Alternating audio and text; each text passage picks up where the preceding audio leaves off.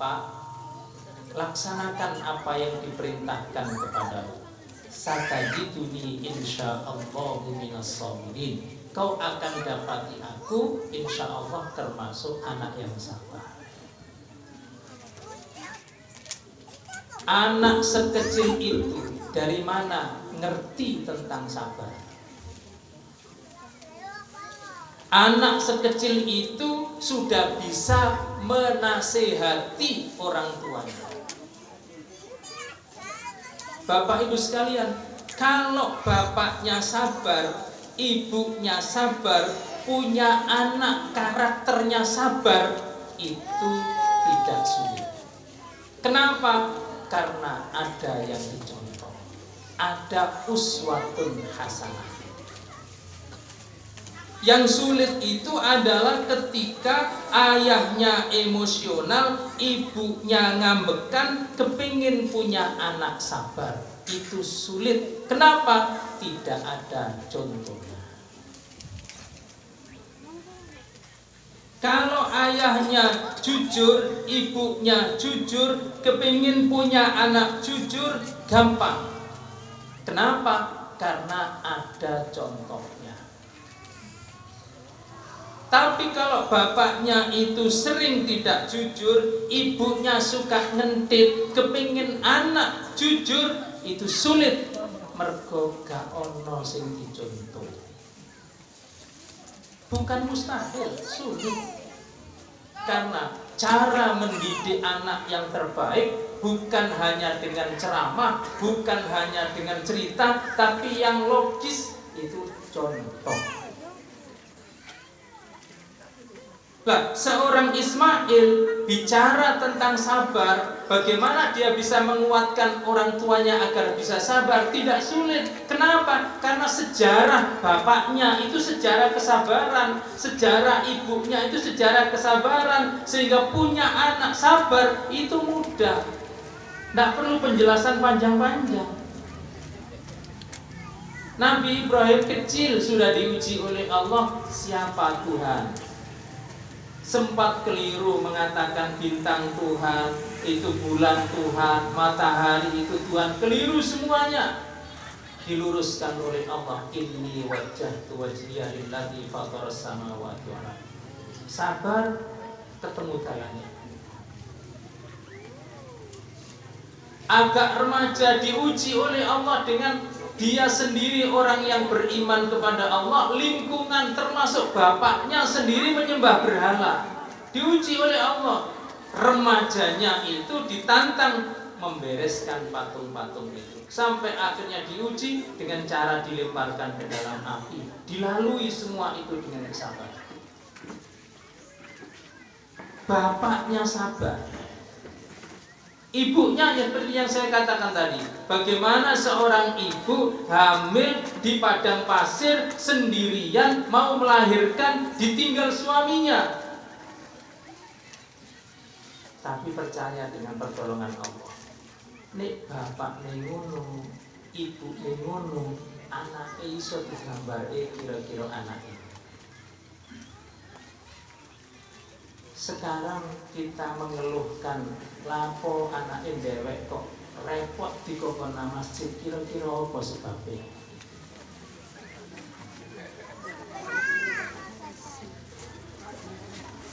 Cikain dicikain.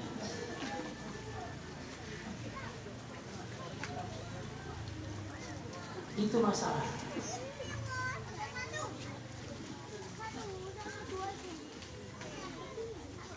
Tiga itu. Makanya Allah Subhanahu wa taala mengatakan fi Ibrahim walladzina ma'ahu. Yang bisa kita contoh pada Nabi Ibrahim itu bukan hanya Ibrahimnya, tapi juga Hajarnya, juga anaknya, yaitu Ismail.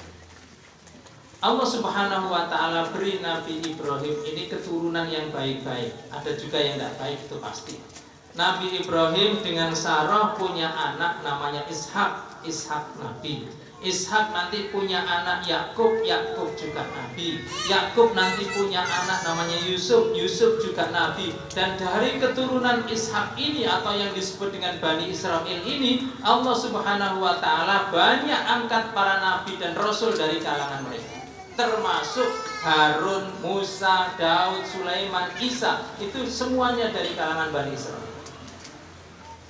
Sementara dari keturunan beliau yang dari Hajar lahir Ismail, Ismail adalah nabi. Kemudian dari Ismail ini banyak para nabi, para rasul, orang-orang soleh, yang satu diantaranya adalah Muhammad Sallallahu Alaihi Wasallam.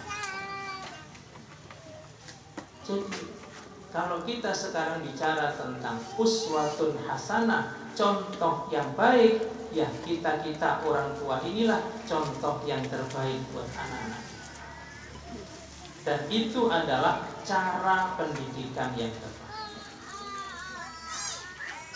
Lalu kita kembali kepada ayat yang pertama tadi yang dibaca oleh Nabi Ibrahim. Inda baitikal muharram. Kenapa kok Allah menyuruh Nabi Ibrahim memilih tempat itu? Padahal diwadin lebak ghairi dzar'in, boten enten tanaman belas. Satu-satunya alasan kenapa Nabi Ibrahim mau bertempat di situ adalah inda baitikal muharram, di samping rumahmu yang dimuliakan, yang itu nanti Allah Ta'ala perintahkan kepada Ibrahim dan Ismail untuk membangun Ka'bah. Memang kenapa kalau bikin rumah di dekat masjid? Kenapa? Rabbana liyuqimus sholah. Ya Allah, mudah-mudahan anakku bikin rajin sholat.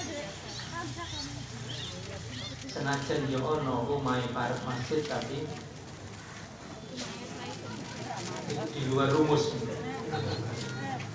Nabi Ibrahim memilih tempat tinggal buat anaknya itu di dekat masjid karena keinginan Nabi Ibrahim kalau rumahnya dekat masjid mudah-mudahan anak-anaknya rajin sholat. Rabbana liyuqimus sholat. Ini ma'asyiral muslimin rahimakumullah. Setelah itu faj'al af'idatam minan nasi tahwi ilaihi. Ya Allah, kula nyuwun dumateng panjenengan, jenengan dadosaken pikiran tiyang sak entene niki tahwi ilaihim, kepengin dugi kene Mekah. Nabi Ibrahim minta kepada Allah supaya orang-orang di dunia ini punya keinginan, punya cita-cita semuanya untuk datang ke Mekah. Pertanyaannya, apa menariknya Mekah? Waktu itu Mekah tidak menarik, tapi sekarang kan jadi menarik. Doa Nabi Ibrahim itu dikabulkan oleh Allah tidak hanya 100-200 tahun, tapi 1000-2000 sampai hari ini diperkirakan 4000 tahun yang lalu Nabi Ibrahim berdoa minta Mekah itu rame, sekarang dikabulkan oleh Allah setelah 4000 tahun. Sekarang Mekah rame. Daftar saat ini berangkatnya tahun pinten haji ten Lamongan? 30 tahun. Lumayan. 30. Coba doa Nabi Ibrahim itu dikabulkan penuh Mekah itu setelah 4000. Jadi kalau kita berdoa itu Bapak Ibu sekalian, kan sering kita itu mintanya malam kepingin dituruti pagi, pagi ndonga kepingin dituruti bengi. Tidak mesti begitu. Tidak mesti begitu. Nabi Yunus punya kesulitan ditelan ikan, berdoa dikabulkan oleh Allah dalam waktu 5-6 hari. Begitu doa la ilaha illa anta subhanaka inni kuntu minadz dzalimin, ikan itu muntah, Nabi Yunus selamat dengan izin Allah. Doanya dikabulkan dalam waktu 6 hari. Itu Yunus.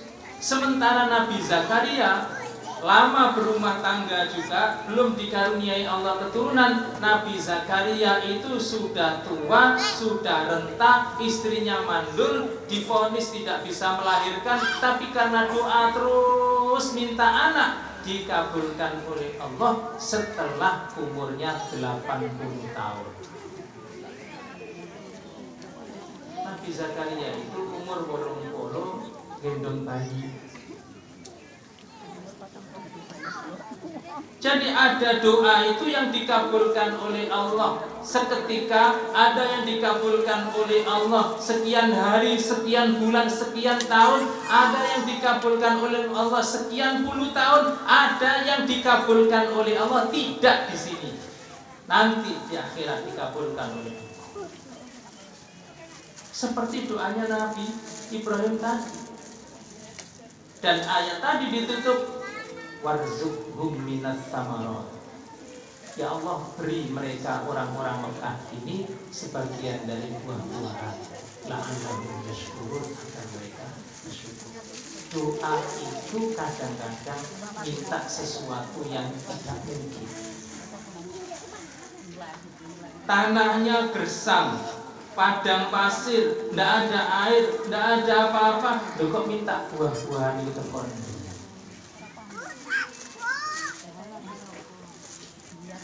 Mustahil. Datang dari mana buah-buahan? Lebih mustahil lagi kalau minta pohonnya.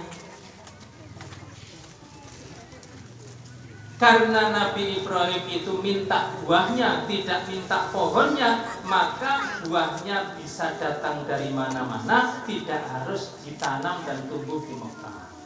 Makanya siapapun yang pergi haji umroh, Mekah Madinah, semua buah-buahan ada, pohonnya belum tentu ada.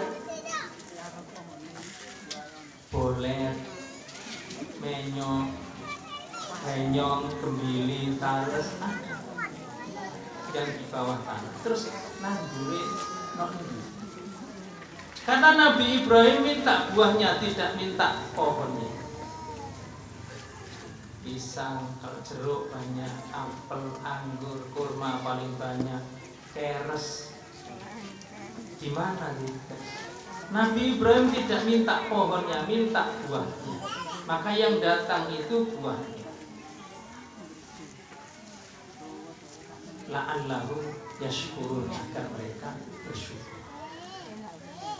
Ini Bapak Ibu 3 hal yang bisa kita contoh dari Nabi Ibrahim dan orang-orang yang bersamanya.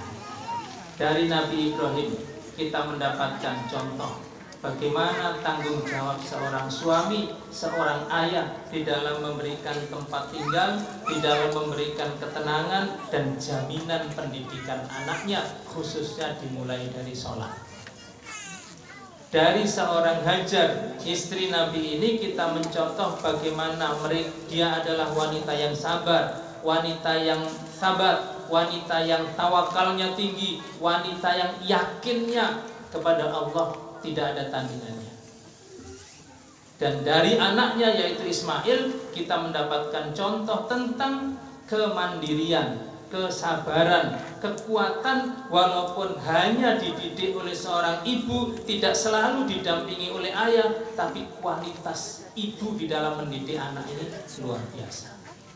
Demikian Bapak Ibu dan para jamaah sekalian yang bisa saya sampaikan, kurang lebihnya mohon dimaafkan. Aqulu qauli hadza wa astaghfirullah wa lakum. Wassalamualaikum warahmatullahi wabarakatuh.